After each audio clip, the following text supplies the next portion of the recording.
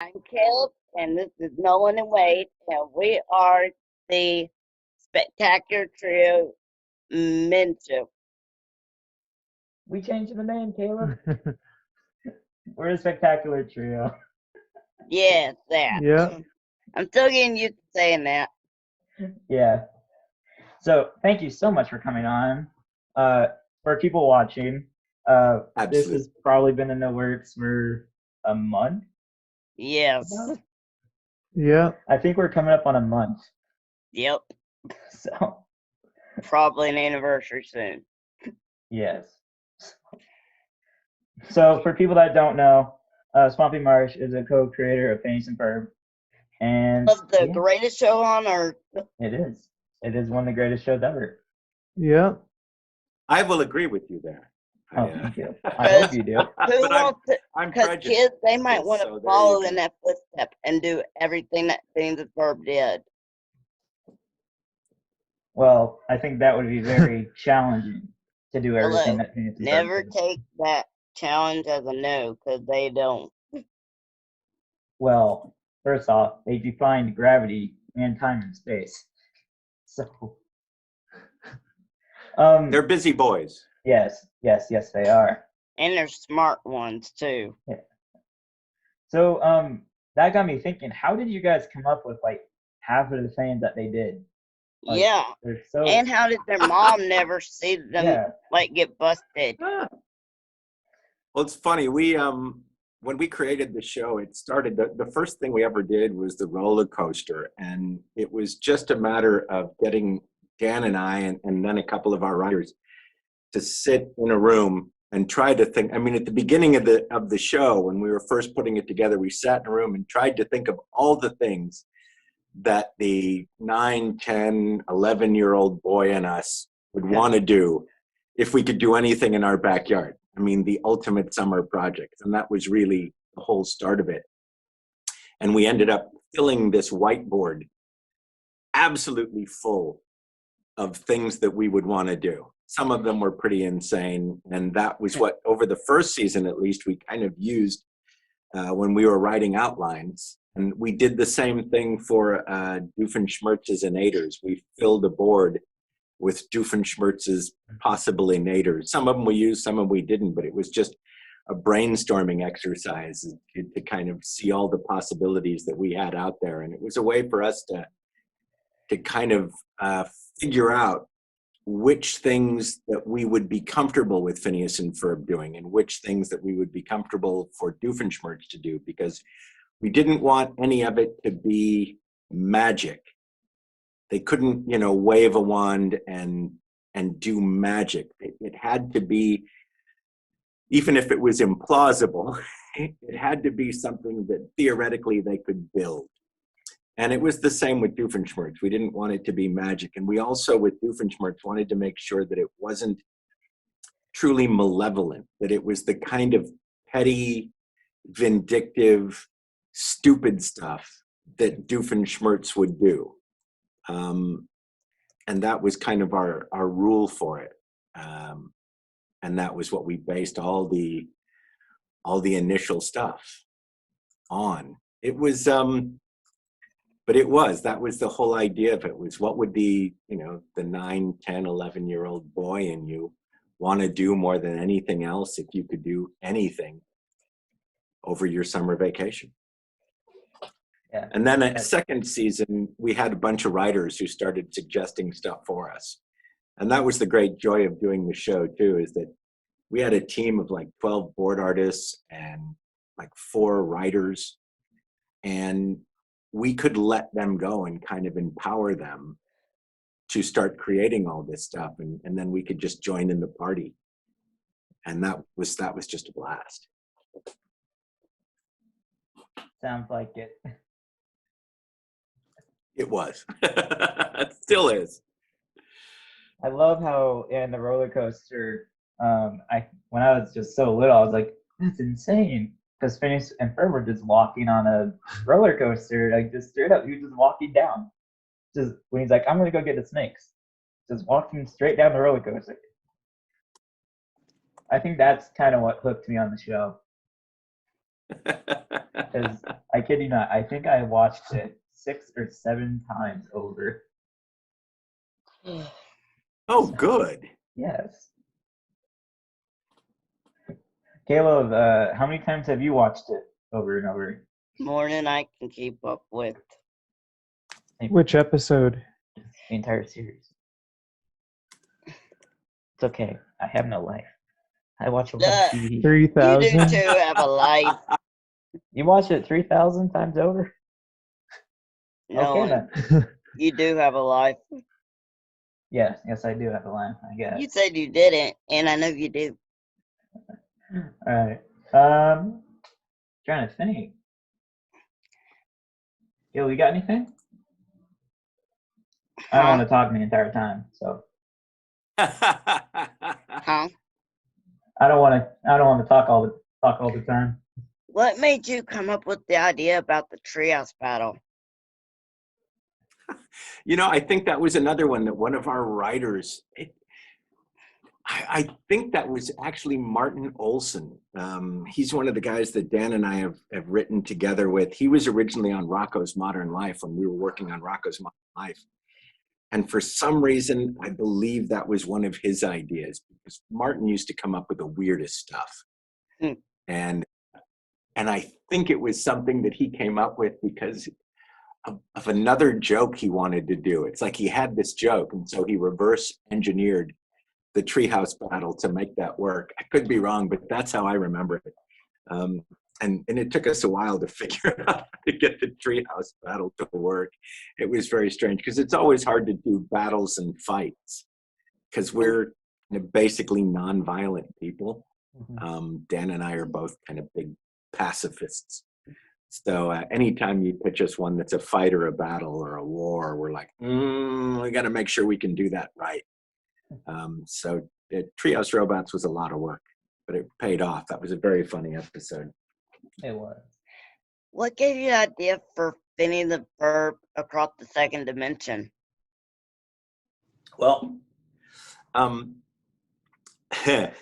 we were asked to do, we had done the Phineas and Ferb going around the world, Summer Belongs to You.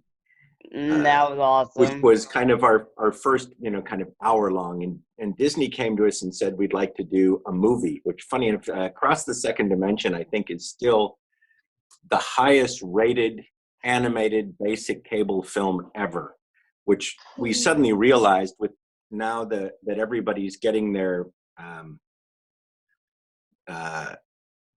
TV off of streaming services. That's kind of a record that will never be broken. That's funny. Because that many people aren't watching basic cable TV anymore. So I think that one's going to go down in the record books for all eternity. But anyway, Disney came to us and said, we'd like to do a Disney movie or a Disney Channel original movie, a DCOM, which the way they said it was really funny. We hadn't been at Disney that long when they said, we'd like to do a DCOM. And it just came up in a meeting. And we were like, yeah, okay, sure, whatever. We had other things we were working on. Our brains were occupied. And afterwards, Dan and I realized we had no idea what a DCOM was. It was just this term they used, Disney Channel. But we didn't know that. We were like, because they didn't say that. They just said, a DCOM. They're talking about doing a DCOM. We're like, okay, sure. We're busy. Let us know when they decide, kind of thing. Anyway, we were like 3 or 4 meetings into it before somebody said, well, we wanted you to know that Gary's given the green light to a Phineas and Ferb DCOM. And that's when we both had to go. We just want to be honest. We have no idea what a DCOM is. You need to tell us. You're all excited about it, so I'm sure it's good, which means we're probably excited about it too, but we just no idea. That's when they said, it's DCOM, Disney Channel original movie. Oh, that's great. So we were how'd you figure out who to put the part for Phineas and Ferb's parents? How to choose the roles, the voice actors, you mean? Sure. Yeah. Well, Caroline Ray was somebody whose comedy we'd always loved. I can agree with you on that one. Her voice just seemed like it would be perfect. Comedically, I mean, the tone of her voice, just the sound of it, but comedically, that's kind of who we were going for Mom. And In fact, when we said we wanted to cast her, we did an audition for her. Disney wasn't sold on her. They wanted us to read some other people because they wanted. I think their comment was they wanted somebody who was kind of more animated and more fun. And we said, well, that's what Mom needs to be. So we can audition other people, but when we're done directing them, they're going to sound just like Caroline, because that's what we want. Mom needs to be this calming influence in contrast to Candace and that insanity. So we can read as many people as you want, but it's still going to sound the way Caroline did, and we prefer Caroline. So they went, okay. Yeah, I agree. And then Dad was actually voiced by Richard O'Brien, because we wanted him to be English like Ferb. And Richard O'Brien was the guy who wrote the Rocky Horror Picture Show and also starred in it as Riff Raff. And I'd known him because through my wife for years, and he'd auditioned for another show that I did while I was working in England, which he didn't get the role because the BBC wanted somebody else. But I just loved his voice and loved his music. And so when we had a chance to cast him as Dad, we did. I don't know if anybody at Disney knew. Well, some people at Disney knew what he'd done before. But yeah, so that was, Dad is the guy who wrote the Rocky Horror Show and the Rocky Horror Picture Show. And he's now living back in New Zealand. Lovely guy. Sounds like it. So you and Dan have been working a lot together, and Wade was wondering, How many other projects have you done with Dan? Well, Phineas and Ferb and Milo Murphy's Law are pretty much the only two that we've kind of, ridden all the way together. We've talked about different stuff, and I think because I'm now doing Surfer Jack and Pete the Cat and starting some other shows with Disney Junior and a couple other studios. I think the next show that Dan does is probably going to be without me, although he's already called and asked if I'll come write songs on it and maybe do a voice or two. So we're probably like our lives, our careers will keep crossing from time to time.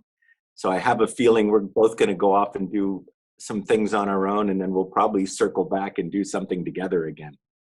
Because there's nobody better to work with for me than Dan. yeah, you guys are a great duo. I just have to say. I actually have an idea for y'all too. But don't tell me, because if we hear an unsolicited idea, we absolutely can't use it. We have a terrible legal problem with that. It was one of the things we learned at Disney, because everybody wants to sue Disney. Okay. If somebody tells you an idea unsolicited and you just by chance do something similar, like if somebody even has an idea about doing something with, I don't know, bears, and then a year later you do something that has a bear in it, because it's Disney, they get sued all the time. So they have this hard and fast rule that, like, if somebody sends me an email that says I have an idea for a show for you, I literally can't read it. I have to throw it away and then send them a separate email saying I can't take any unsolicited material. So like even tweets, people send us tweets with ideas in them.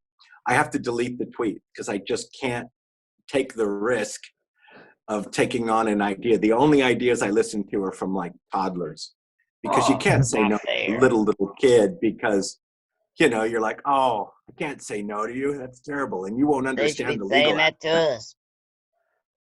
It's terrible. But it's that thing of, if you have an idea for Phineas and Ferb, keep it to yourself, or write us an email telling us you have an idea so that we can actually obtain permission. I mean, it sounds crazy, but that's how it works. Otherwise, I just literally can't use it, because then I get accused of stealing your idea by somebody.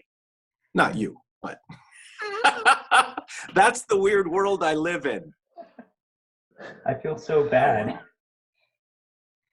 No, it's fine. It's just very funny. People don't realize what a weird thing all the legal implications of making a show are. And I didn't really either until I got into doing shows. And then you start understanding why some of this stuff happens, for all the wrong reasons. And so it's kind of the funny thing too. If you read a lot of the social media tweets that we get, people always ask us, how come you guys don't do another season of Phineas and Ferb? It's like, oh, it's not up to us. We have no say in whether or not we do more episodes or more movies. That is something that's completely up to Disney. So like, they even said, how come you guys aren't making more Milo Murphys? It's like, well, it's not up to us. We don't choose. Network has to decide whether or not we can do these shows. So it's that understanding of the whole business side of this that's really gray, boring, dull, and awful, to be quite honest. But it is a huge part of our business. It is how, in fact, show business. So behind every one of these shows are a mountain of executives and lawyers waiting to weigh in on everything you do. And I mean everything. It's kind of wacky. That explains so much. Oh yeah. No, it's a weird playground we play in, man. Yeah. I always laugh about it with my brother, who's an attorney and a very good one, and he always says, "I'd much rather do what you're doing. What you're doing seems like fun." I'm like, "Well, I'm sure it's more fun than what you're doing, but trust me, you're making a lot more money than." I think he's happy to trade it, though. He's a very successful attorney, but also a very funny guy. I always told him if he did give up the lawyering thing, I'd hire him as a writer, because I think he's actually probably funnier than I am, to be quite honest. Don't let that get out. People don't. I'm just saying. Swampy, you do realize this is a podcast, right? Dang. This is going on YouTube. Okay. Erase. I'll use a Jedi mind trick on. Oh. Yeah, Jedi mind trick. So you're talking. These are not the words you're looking for. Have you ever based a character off of your brother, like in any of the shows that you've done, or? My brother, I haven't, and I really should at some point. But yeah, I don't know why. I've based him off so many other people in my life. I have characters based on my daughter and my son and even my grandkids. And I've drawn characters based on my wife. But I've never done my brother, and I probably should. Maybe it's because he's one of these people that I respect so much. And I'm just so deliriously proud of him. Other than his jokes and his personality, I don't find his life particularly funny. He's just kind of a very low-key guy. We occasionally do wacky things. Like a couple of years ago, he called up and said, "I'm coming down to LA to go race Porsches at the Porsche racing facility with the teacher. Do you want to come join me?" And I'm, "Yes, of course I do." And so I go do stupid things like that with my brother. But other than that, he's like very normal, very conservative looking. Not conservative in other ways, but conservative looking. So I don't know if he's necessarily that personally amusing to me, other than, like I said, he says some funny stuff. Are they TV appropriate?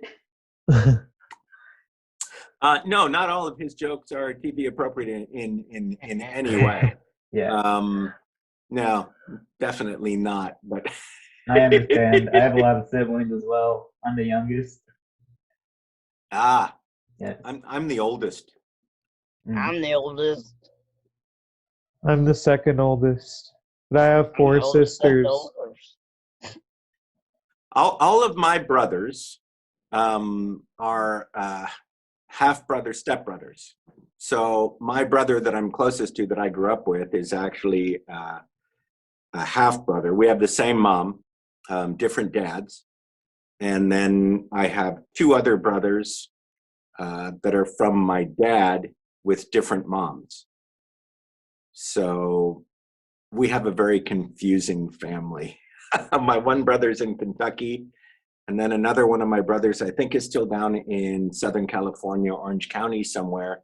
But we lost contact several years ago, and I keep trying to reach out every so often to reestablish contact. We weren't really brought up together, so we were never that close, which I find very sad. He seems like a very nice guy, man. I'm sorry to bring that up. So. Oh no, you can't not bring stuff up in life, especially if I look back on my life. Had some pretty chaotic, pretty crazy, pretty sad stuff, but you can't avoid it. It is what it is. And, I'm here now and life's good and I've been successful. I have a great family. So you can't really overly worry about that stuff. Life throws things at you.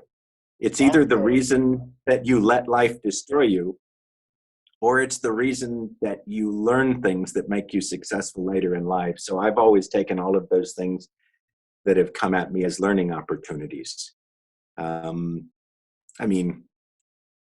preaching to the choir, I'm sure. I don't even know what to say after that. So, well, the best thing about my crazy life and all the insanity is it's given me a whole lot of ammunition for great humor. Okay. I mean, my mom, and this is not a joke, my mom is currently on husband number 7. But her second husband, who she's remained friends with for their entire life, still lives in her house with her. So it's a wacky life. I've got a lot of areas that I can mine for humor. Okay. So, since, I'm hearing that your family is a blended family, is that where you got the idea for Phineas and Ferb's family? Yes. In fact, very much so. One of the things that was really important for me was, and Dan and I talked about this, and Dan doesn't have a blended family in any way, but for me, I always thought that, blended families and step families were really underrepresented in kids' television and in animation in particular. I mean, the only show we could think of was like the Brady Bunch, where they highlighted it. And one of the things that we liked about the Brady Bunch is that they really didn't deal with any of the previous family. The important thing was that they were a blended family that was successful and loving and happy and supportive and got along. They had crazy adventures, but that was the only thing that was important. And we wanted to portray a blended family that was just functional and loving and normal. And in fact, it was one of the things that when it came up, in one of the early episodes, we had Doofenshmirtz mention that he was divorced. Mm-hmm. And we got a note from the network standards and practice department saying that we couldn't say the word divorce. Mm. And I got particularly angry. And my feeling was half of your audience is living in a family that's divorced. And you don't have the right to tell them that they are living in a situation so horrible that you can't even say the name. You don't have a right to do that to kids, because half of the people are living in divorced families. It's just a reality. And you have to make that okay. You have to make that normal, because it's just a situation that exists. And it can't be a very special episode, and it's just okay that it's a step family that's normal and happy. And I came home that day, I remember, and told my wife, I think I may have just gotten myself fired off my own show. And thank God when I came in the next day, we got a very lovely note from a couple of the upper Disney execs who said, look, clearly you're passionate about this and we hear you and you made a good argument and go for it. And that was kind of why they were step kids and why we fought so hard to make that so.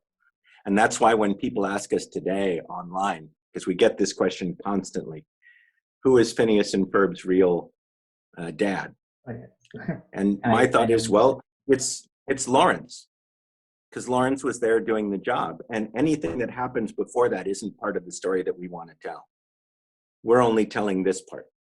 So whoever is his biological father is not important to us, and we will never mention it. And it isn't Doofenshmirtz, period. It just isn't. It just physically can't be. It doesn't work that way because Phineas and Candace both have the same biological father. So it isn't Doofenshmirtz, no matter how much people want it to be.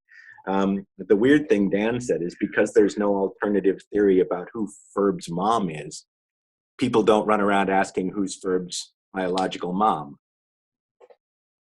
So, but it's a story that we will never tell. We don't want to tell, and we just don't think it's important. Yeah. So thank you for asking that question, actually, because it is something that's clearly near and dear to my heart. I'm always like on Instagram or Snapchat and all that, and I see all these theories. I'm like, no. I know. After talking to you, I'm like, wow, this is all not real. I've just finally shut it off. Yeah. Dan finally did a TikTok post about it I saw where he that, kind of yeah. laid it out for people. And I'm like, I don't know, I'm just turning it off now because it makes me crazy. Because you'll tell people no, and then they'll go, yeah, but it's like, no, we just told the guys who created the show and those characters just told you no. And your answer is, yeah, but like, do you think we're lying to you? What motive would we have for lying to you? What would we have to gain by, we fooled them? It's just crazy.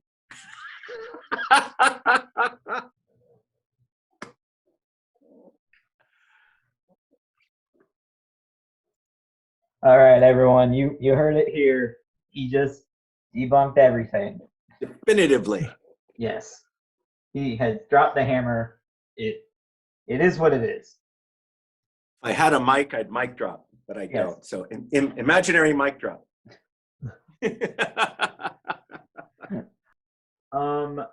Another thing I was wondering, how did you guys come up with Harry the Platypus?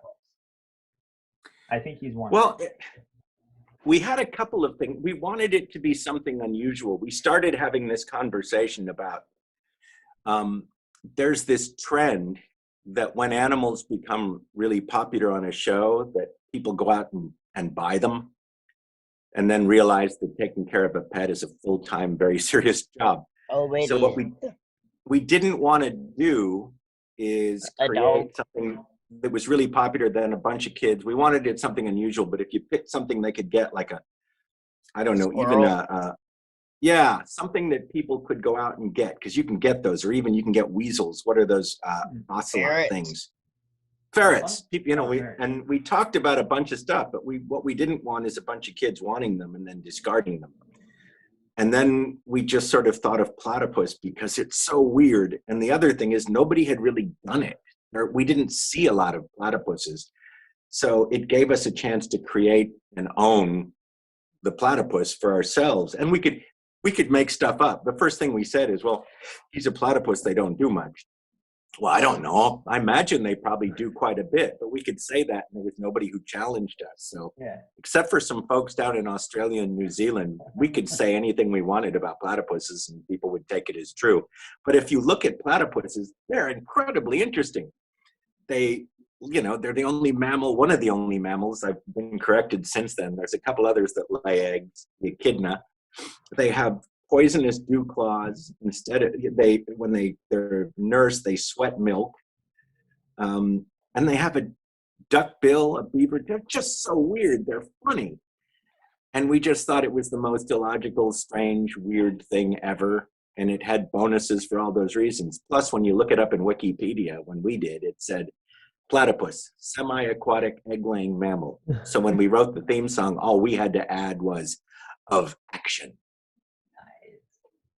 Whole song is written, and now we kind of own platypuses. If you think of a platypus, you think of Perry. If you look up platypus, you will get Perry. When you type it into Google, Perry will come up. That is very true. That is true. Yeah, the way people think about platypuses globally now, is hugely influenced by Barry the Platypus. I think you guys started the trend that everyone thought their animal was a secret agent. Yeah. We always believed that our animals were, because what else do they do all day? I mean, really. Well, I can tell you what mine do. They pee and poop on the floor. What? Yeah. And then we had him work for the OWCA, which is one of my favorite things, the organization without a cool acronym. Which I got the inspiration for that from many, many years ago when I was working in the computer industry before I was an animator. There was, when you used to hook up your scanner, because when they first had scanners, you'd hook your scanner up to your computer, and when you went to scan something, a little message came up on the screen that said, accessing Twain technology, TWAIN, accessing Twain technology. And I didn't know what it meant, but I was working in the computer business. So I got to meet the guy who created that interface. And so I asked him, what the heck is Twain technology? And he looked around and he kind of went, it stands for technology without an important name. And I thought that was hysterical. I loved it. And I loved the fact that this important technical innovation was basically named after an inside joke. And so when we went to go name the organization, I told that story, and we came up with AUCA, the organization without a cool acronym. And AUCA is definitely not a cool acronym.